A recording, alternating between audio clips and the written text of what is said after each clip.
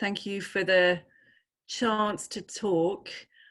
Normally, I seem to miss you guys. I come home, well, probably less frequently now in this new gorgeousness, but I seem to always come a week after your meets or a week before them. So I appreciate Andy reaching out as you were putting this together.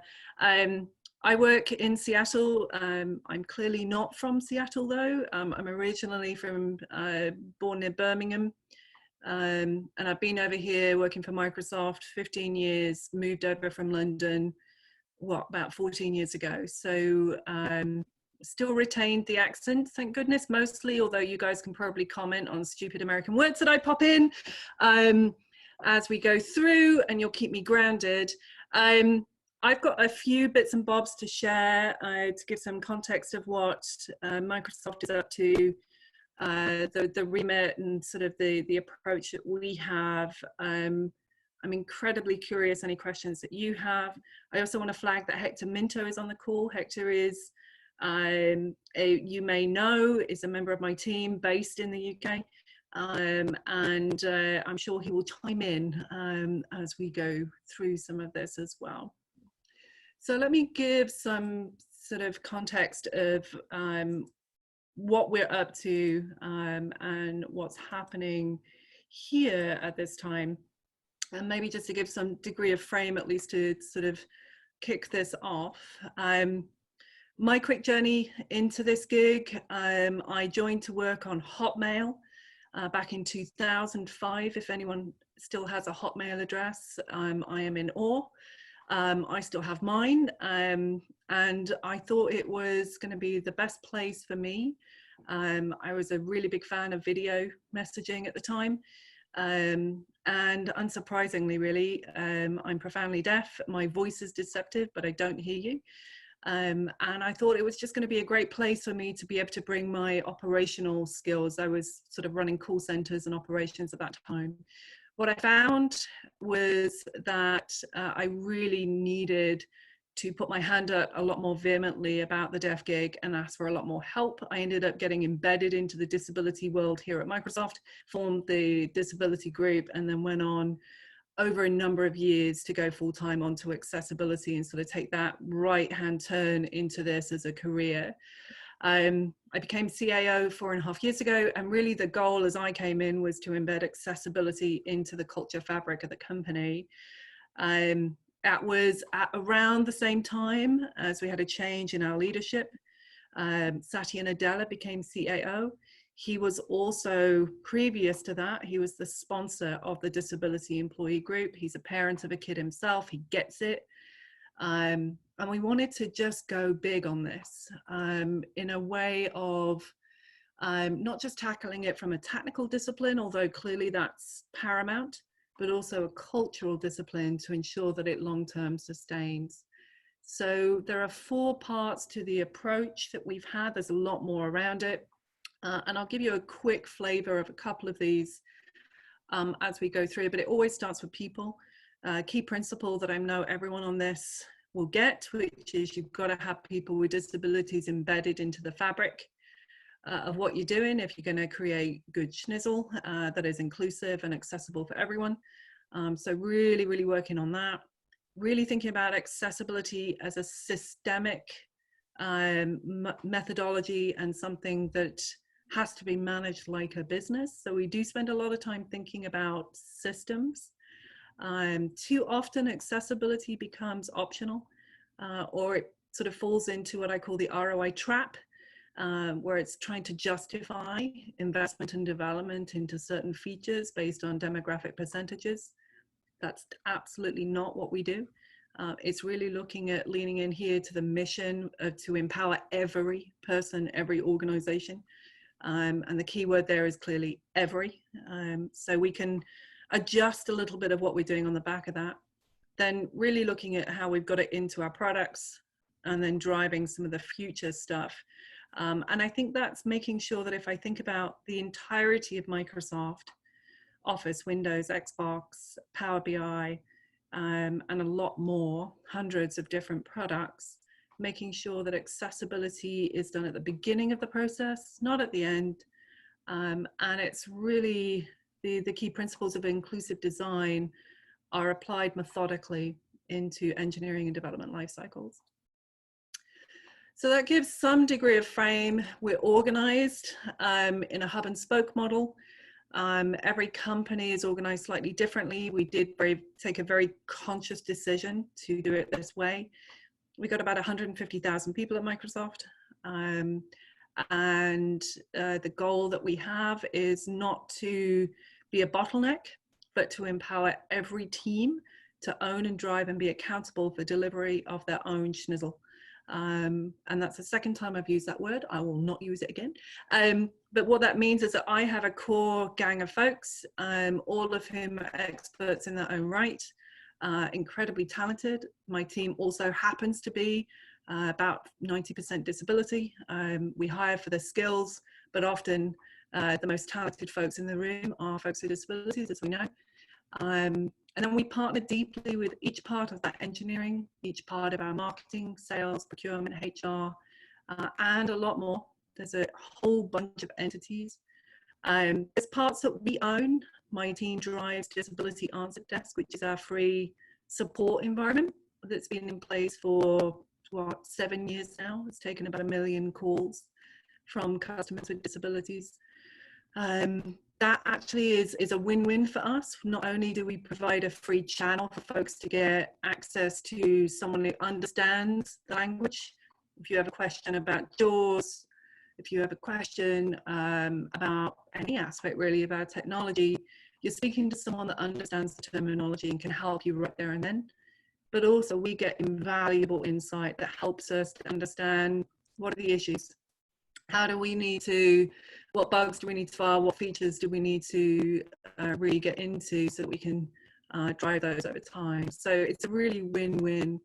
And we also drive, we have a lot of focus on partnerships with NGOs where we get a ton of insight and mutual learning.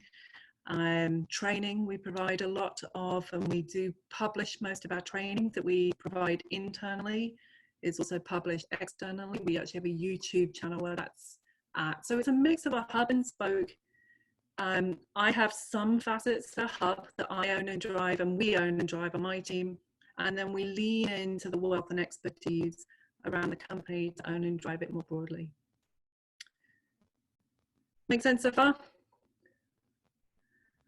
I almost saw a nod from Andy, so I'll take it. But yes, absolutely. So I think, so that's kind of, if I give the high level frame, I think in these times it's important to talk about some of what's going on. And so let me give some context to a few pieces that are very much top of mind at the moment. You know, we're living in the middle of the beautiful pandemic world. Kind of fascinating even joining this call this morning. I've never been Zoom bombed before. I will take that as my first experience of being cackled at. It's and I will say this is the first time I've used Zoom. So it's because normally we're using Microsoft Teams for everything that we do. And I will say it's been a pretty fascinating few weeks. That's probably the understatement of the year. We moved in Seattle. We were unfortunately one of the first areas hit in the States. And our company's very proactive with these things, and I'm very grateful for that. We all moved to work from home right at the beginning of March. And so I think we're on week 8 of working from home at this time. That was one heck of a shift, and it happened very, very quickly. And I know many of you have felt the same. What basically happened is that we had to move our world, everything that we were used to doing in person, had to very quickly slide and adjust. We all went through our own individual learning curves. For me, as somebody who uses a mix of captioning and ASL interpretation, that meant moving to a virtual model. Normally my ASL interpreter, who's Belinda on the call, You'll see us smirking. Normally we sit a lot more closely than 6 feet apart. So we had to figure out not just the right methodology for doing this, you know, what's the right lighting, the right background, how close are you to the camera, but also the right technology for doing this. So simple things on Microsoft Teams, the AI provided captions have become utterly invaluable to me. Also the right features for having her pinned to the screen so I can always see what she's doing at the right size on the screen is incredibly important. But my learning was one of many out there. What we also found is that the disability arts desk suddenly started getting quite a few calls. In fact, we're about 200% on volume since this happened, with folks also going through that learning cycle. So we have started to post a lot about our learning here and some really short, quick hints and tips to working remotely, as well as encouraging folks to tell us what's working and what's not, and anything you need from the technology going forward. And so this is one blog that we popped on. This was the first blog that we put out. We actually included in here a whole bunch of employee blogs that were posted from one of my colleagues in the deaf community here, one of our staff interpreters that sit on my team, and also from one of the leads of our mental health group, mental health being clearly paramount to lean into, with hints and tips, not just for general, you know, health and safety in this time, but also some very easy technology tips for using stuff, in particular Microsoft Teams as our major communicator. I will have to give a nudge given the Zoom bombing incident. It is a slightly better secure private environment, and which we're grateful for. And so, you know, I'll give a thumbs up to that. And I will say one of the things that I am grateful for is that when we did launch Microsoft Teams, we spent a ton of time with our blind community and our engineering community really going through the product. This was maybe 18 months, 2 years ago, going through the product to make sure that it was not just compliant, but usable. And we by no means claim perfection, but I'd say that the work that we did then is paying off now in terms of this being a good, accessible environment. The other thing that we've also posted is the second trend that we're seeing is a lot of parents reaching out. We've got 2 kids between me and my husband, or 4 kids in total, but before I get in trouble, between us, good grief, they're going to slam down the door in a second.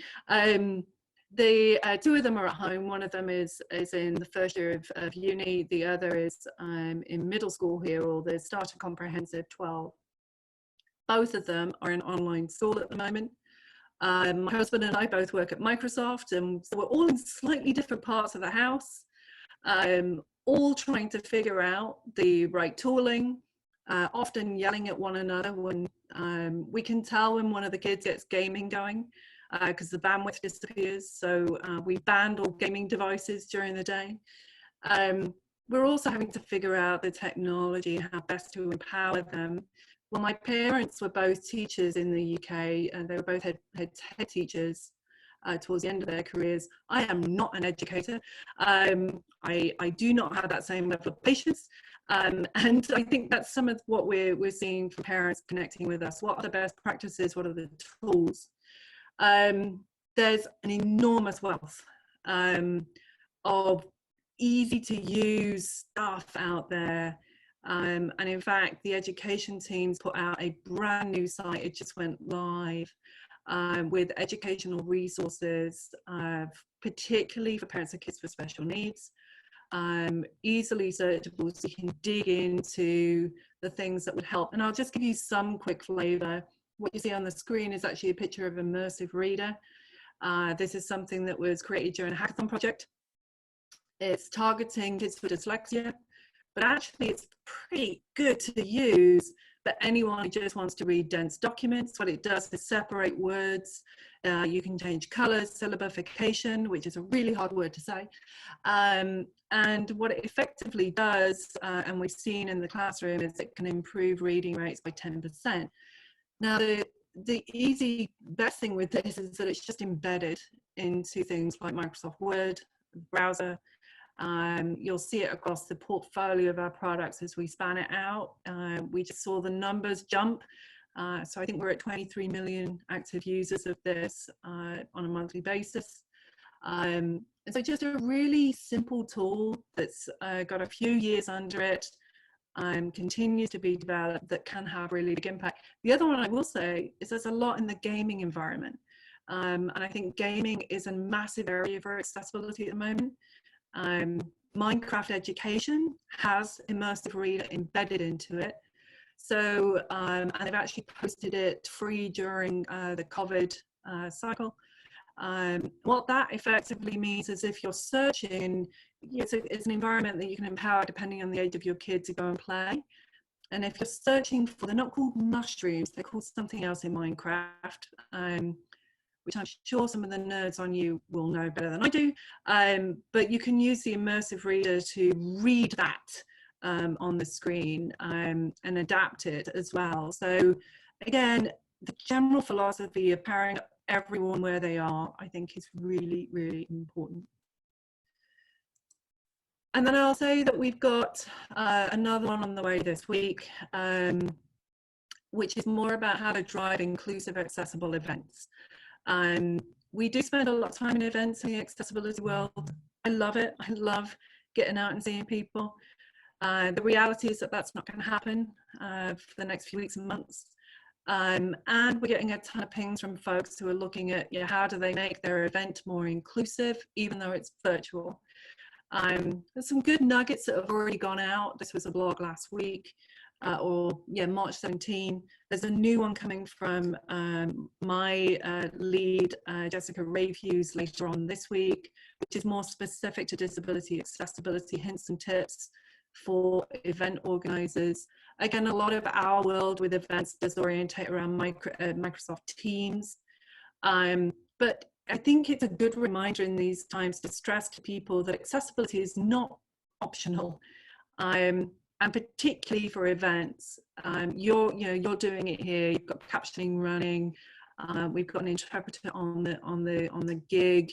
We know that Zoom works pretty well for the blind.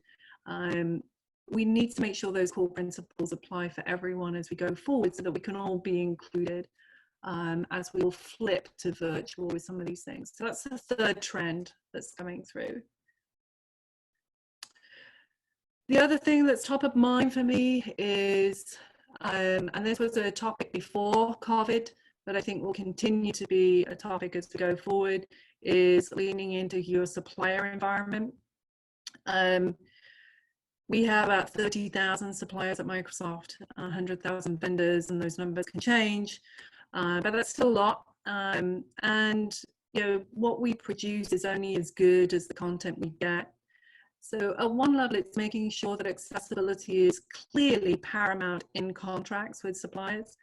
But then it's also about making sure that as you receive goods, whether that's a piece of code, a website, a document from a supplier, that you test it for accessibility. So don't just take it at its word. As we know, accessibility is nowhere near as well understood as it possibly should be. And so really getting that out there and making it easy. And I think the other aspect is making sure that you're also leaning into the opportunity you have to change paradigms. One of the legal the legal construct here is something called section 14 or certificate, the 14C certificate here, which means that it is legal for us to hire and pay people with intellectual developmental disabilities sub-minimum wage. That means anything from 0 or up to 0 per hour. Clearly, that's not something we believe in. We actually have our own supported employment program here in Seattle, We've hired about 250 folks with intellectual developmental disabilities into that program. They are paid absolutely the same rate, the same benefits as anyone else. And we wanted to make sure that our suppliers did the same thing. So we effectively ruled it out in our contracts. And I think that's something holistically that we need to do more of. If I find a supplier, and we find a supplier that is supporting 14C and is not paying at least minimum wage, because the word minimum wage means minimum wage, then we would eliminate effectively that supplier is essentially what it means. The same for accessibility. If we find on testing that we have a supplier that isn't necessarily delivering accessible goods, that's also a route that we can take. And I think that's really important to do. And particularly a company this size with the scope that it has. So leaning into suppliers is a really big area for us. And then that testing is something that we want to make easier. So I will say, just to sort of mention a couple of examples, and you guys can tell me if this is one that is on your radar already, which is accessibility insights. This is a tool set that was created internally, actually for our own benefit. We have a couple of websites, couple across the company, and that's growing over time. Also app environments. These were testing capabilities that we built so that we could really just speed up and accelerate our own environment for that. We've now put those online. So accessibilityinsights.io on the web, on Windows. There's a new Android version out as well. And so quick capabilities to be able to just test whatever you need. You guys are probably more akin to some of the more depth testing environments and game on to that. But what we wanted to do was make sure that anyone has the ability quickly, it's free, to be able to go and test and get a quick cleanse. Because one of those common questions I think we all get is, how accessible is that? And this can give you a quick answer to it. And really the brainchild here was a lady called Wendy Chisholm on my team, who's well known in the accessibility world. Just look her up, she's a published author on this gig. And this was really her brainchild that we were able to bring to life over time. And the other one, just because I think it's still one of the biggest, most important gigs that we have, is making sure that we can also test documents and content. Accessibility Checker, when I first came into the role, actually was in a Gringotts vault menu somewhere deep dark in the heart of Office, which if you were lucky you could find, but it wasn't clear and obvious where it was, how to use it. We put it next to spell check, which I think was one of the biggest things. You know, I think with accessibility, we've got to make it simple for folks to be able to get to what they need and be able to click on it and get into it. We've now added an embedded AI into this. So this is just a simple GIF that's running in the background that has a picture of a waterfall. And on the bottom of the toolbar is now something that says accessibility investigate. I have accessibility checking happening in the background. What it's doing is isolating that there's a problem. I can then click on it, go into it. It's saying it's missing alt text. It can either suggest alt text for me because you've got AI capabilities, so I can get an automatic description in here. If I want to add to that, it looks pretty accurate, a large waterfall in the Amazon rainforest, and I can just click OK. That description on the bottom then goes to accessibility good to go as opposed to accessibility investigate. And then I'm off and I can send that schnizzle out. Dang it, I said it 3 times. But it's one of those really simple, easy things. This is across the spectrum of Office. So even if you're building a flowchart in Visio, you can do this, which for me is paramount. I want this to become a standard. So it doesn't matter if you have a disability, not anyone has the capability to send out inclusive stuff. And I think that's the key to this, is we want to power up not just individuals, but the ecosystem around. There's also some fun allow someone to identify as wanting or needing accessible content. If I was to send something to Hector, if he self-identified in the tool, then I would give a little reminder as I'm sending him a note, which is tailored to the person prefers accessible content. And if I was about to ship him something without alt text, or I was about to ship him something, if I was about to ship him something without captions, then I would very easily be able to sort of get that reminder and make sure that I hit the button. There's more to do on this, clearly, but the number of use cases continues to grow. And if there's anything that I ask people to use, it is accessibility checker in Office. I think it's a paradigm changer. So let me pause and see if there's other questions, things that folks want to see. Anything else? I'm open to anything, folks, on the call, and I'm aware that there's others that have joined while I've been talking. So if you missed anything and want me to repeat, I'm happy to do so. So let me stop, and Andy, turn back to you and folks on the call. Yeah, thank you so much, Jenny. Yeah, really appreciate your time. I have privately messaged some of the people at RSVP tonight, so yeah, they have joined the room. They're all safe and vetted. So if anyone has any questions, that is on the call now. You're all on mute at the minute, but you should be able to unmute yourself, or you can put a question into the chat. I have one question, Jenny, around accessibility insights. Yep. So I don't think it was on your slide, but I know recently you released a version for Android, I think. Yes, we did. Okay. Do you know if there are any plans, or even if it is even technically possible to do something similar on iOS? Oh, it's a good question. I don't have those specifics. I think it's a fab question, though. We did put out Android in March, I want to say. And it was, and so folks, if you go to that website, you'll see all the alternatives on the page. We didn't make a big shebang about it. We just wanted to get it out and see what the feedback would be. That team's pretty passionate about everything, and Microsoft, if folks, I do sometimes get the question, it's like, are you all devices now? Yes. I mean, our gone are the days where if you were using an Apple device or Fruity device or something else, it's a very different world. It's about supporting the entirety of the ecosystem. So while I don't have the specific answer on iOS, the theory of what we're doing with Insights is to empower use across the spectrum.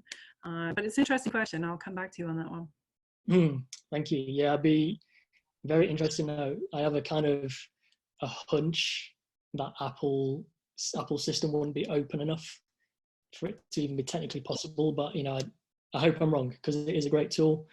Yeah, so that was my question. And again, I haven't seen the technical diligence there to be able to answer that yet. And you know, I'll go away and look at it. I think it's a good one to dig into. I will say the one thing that I do love about Accessibility Insights is tab stop. So if you actually open it and you run it on a site, it gives you the nice error list, which all of us in the accessibility world are used to. You know, how many images are missing, alt text, yada yada. What I do love is if you click on the right hand part, you can actually just bring up tab stop, and then you can go through the site and replicate the experience of tabbing through. That becomes really invaluable to people that don't have the depth of engineering on accessibility yet, to really understand some of the lived experience of what it would be with their website. And when you see it jumping from top to bottom to somewhere in the middle, you know you've got a problem. It's an easy illustration where there's pain points.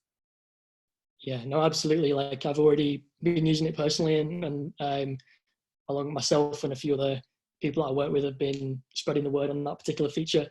Awesome. to people, like you say, that are maybe less technical. So yeah, it's a really great tool, and I was really pleasantly surprised when it came out for Android.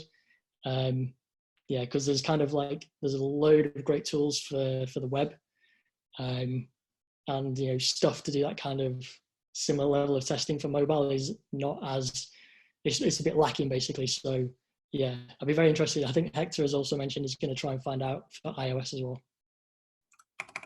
Yep, we will find out for sure.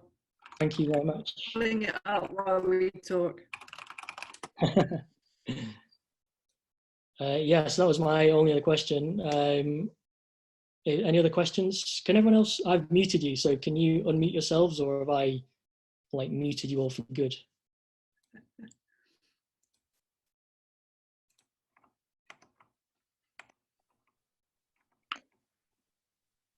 I'll just say hello to prove that you can unmute yourself. Thank you. I'll take it. All right, anything, let me ask you guys a question. Is there anything else that you want to see from us, you know, during this time or in general?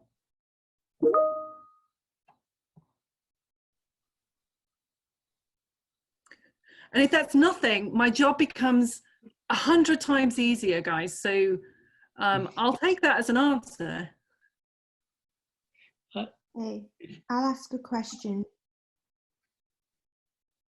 Go ahead, Catherine. Hi, Jenny. Thanks for such a great talk. Hello. Hi there. So you talked about scaling, and obviously Microsoft is a huge organisation. Can you tell us a bit more about some of the activities involved to get that hub and spoke model operating smoothly? Thanks. So let me just make sure, because you cut out a little bit. Activities involved in the hub and spoke, kind of what are we doing? Yeah. All right. Yeah, so I think it really, some of it depends on the group. If I think about a general rhythm of business, if you like, there's a couple of key things. First is you've got to think about accessibility as a business and manage it like a business. So that means that I am managing, measuring, and driving and reporting on accessibility. I'm assessing where we are by that. And I am hopefully, in terms of the carrot and stick, I spend most of my time hopefully in the carrot, but occasionally I have to wallow in the stick. And effectively what that means is that every quarter I'm reporting up to the CEO, senior leadership team, where are we at with accessibility in the company? What's going well, what's not? What are our priorities? What do we need help with?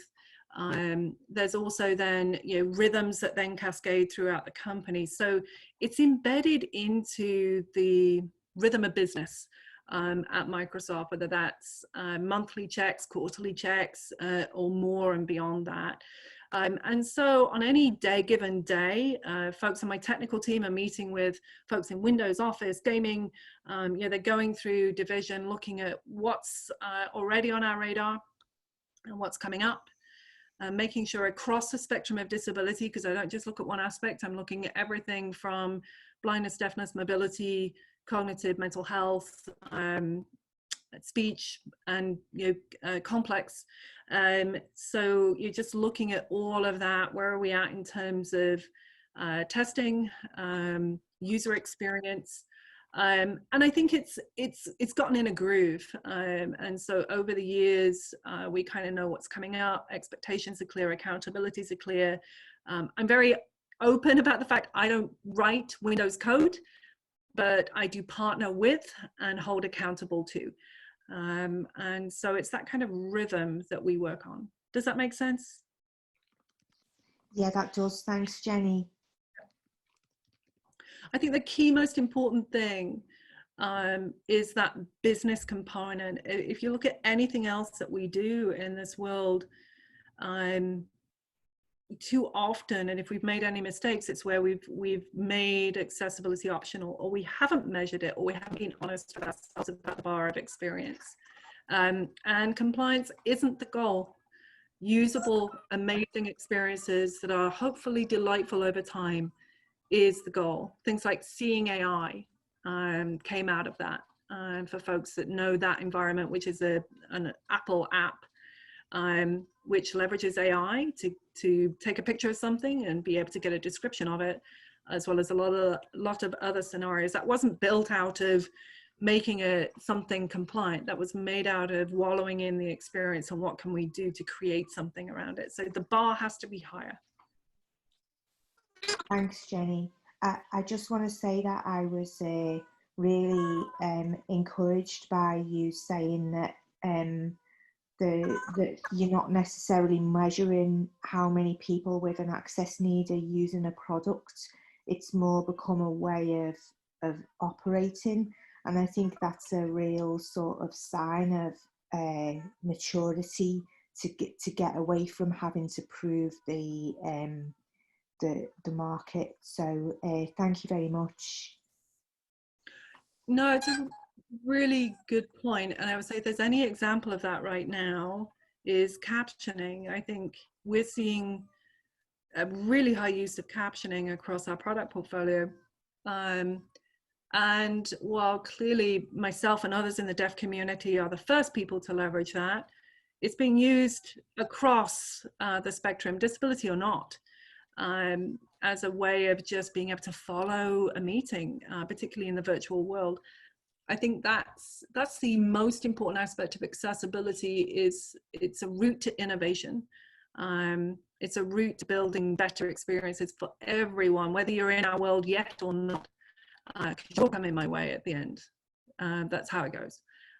So it's kind of, it's a fascinating time when you look at it from that lens. We are testing things and seeing new use cases and seeing new innovation on the back of this pivot to work from home, stay at home, many of which we didn't think about before. So it's a great proof point of that.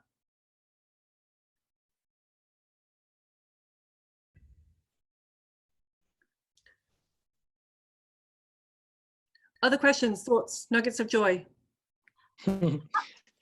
Christine, if you want to ask your question yourself, please go for it.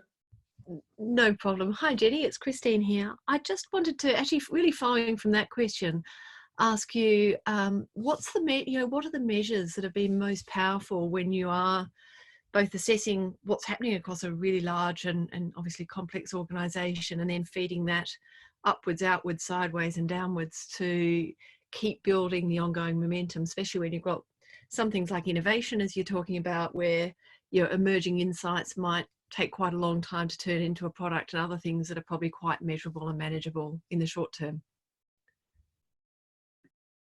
Yeah, no, it's complex, and I wouldn't say that we've learned all that there is to learn here. I think there's more that we'll continue to add to this over time. But clearly, from a technical perspective, there are some things that you can measure. One of the processes that we do have is what we call our trusted tester process. That's actually published. We put a blog out on this actually several years ago. And I think that's become very much a standard for our product environment, whereby every product, whether it's new or just part of our day-to-day use, is tested. And we built, in partnership with Homeland Security here, we grabbed their standards, we updated them, and we built out capacity along with insights, but also human capacity to be able to test our products at scale.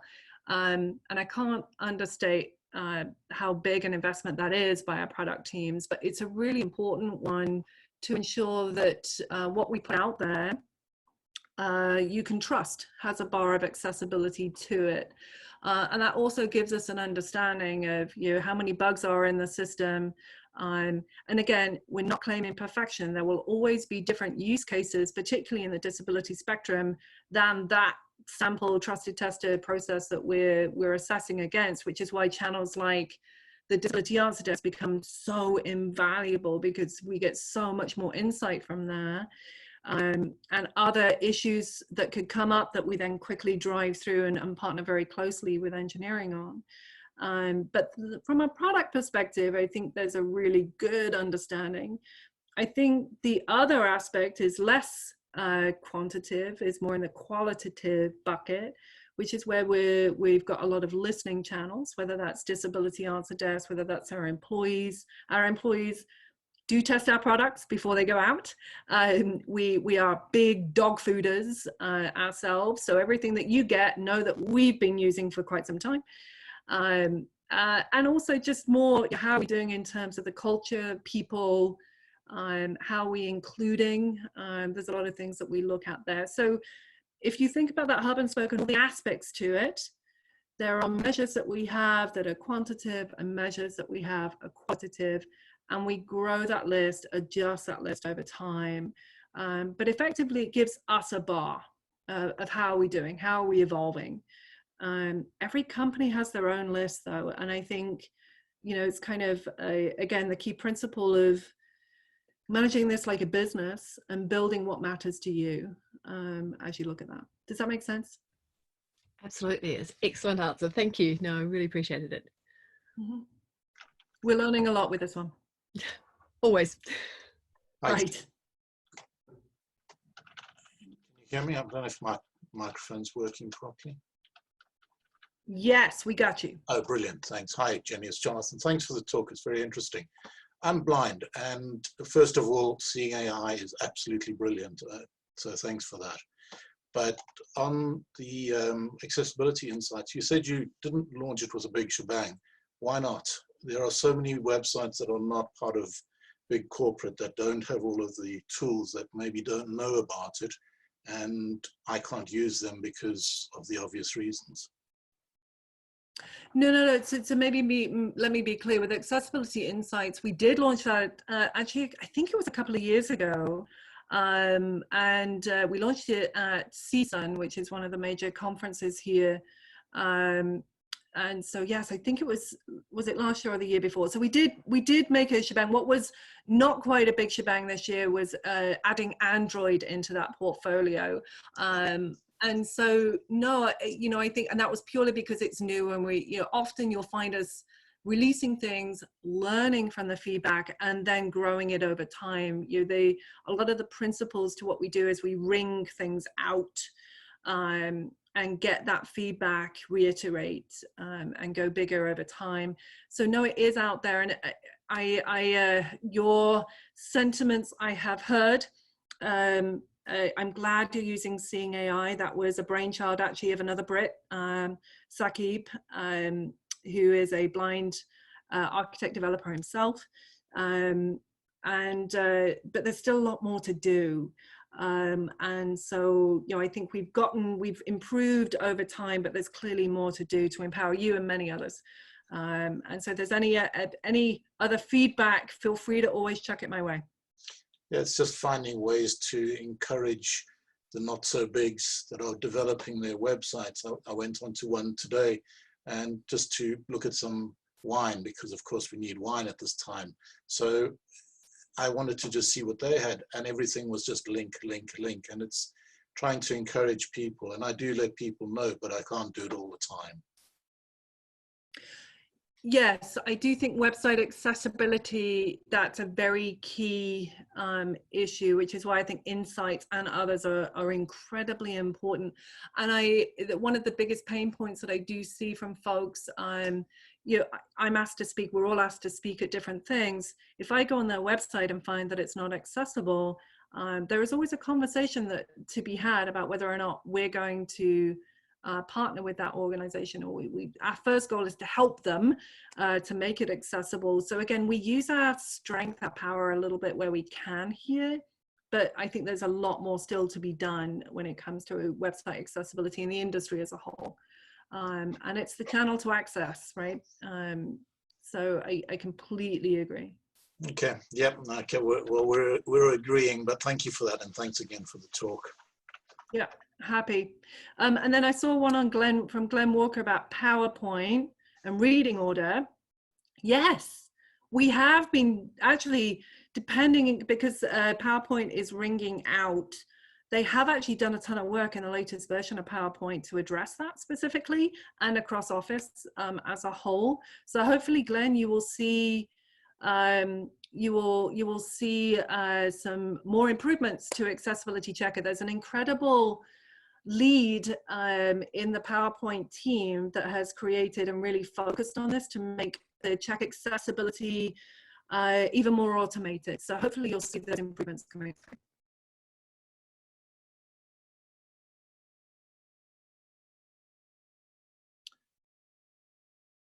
All right, folks, any other questions?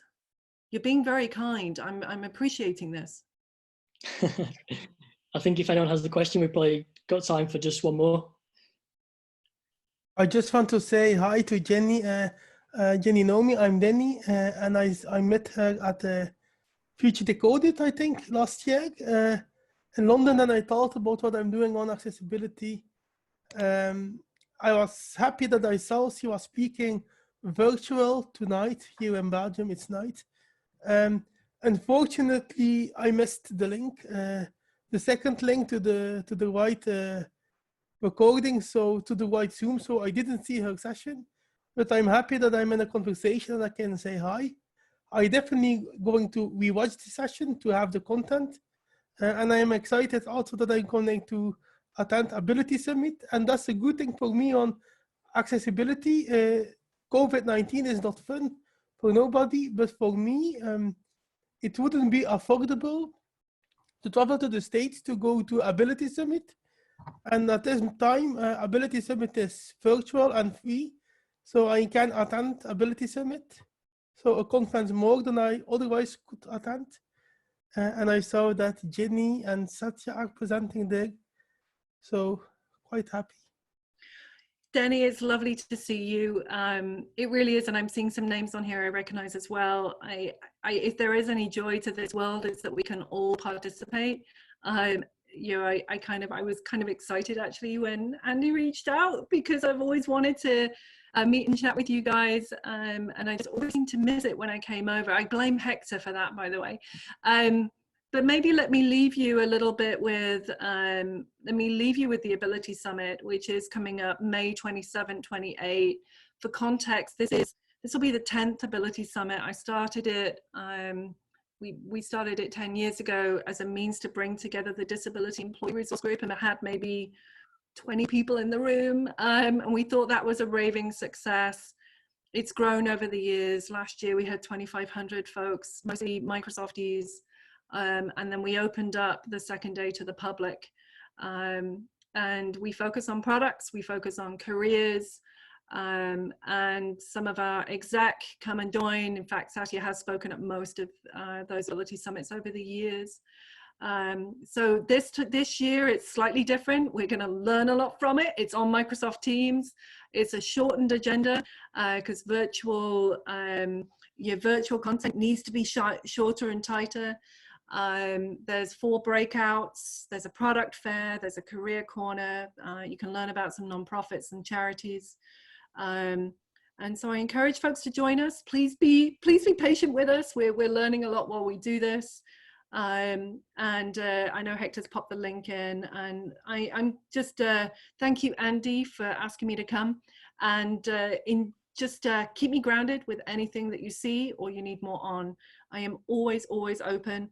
I do spend a lot of time on Twitter, and feel free to harass me there. Feel free to get to Disability Answer Desk. We're pretty easy to find, and take care of yourselves, folks.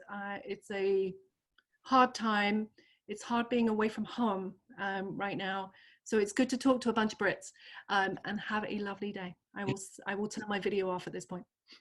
Thank you so much, Jenny. Really appreciate you joining us this evening.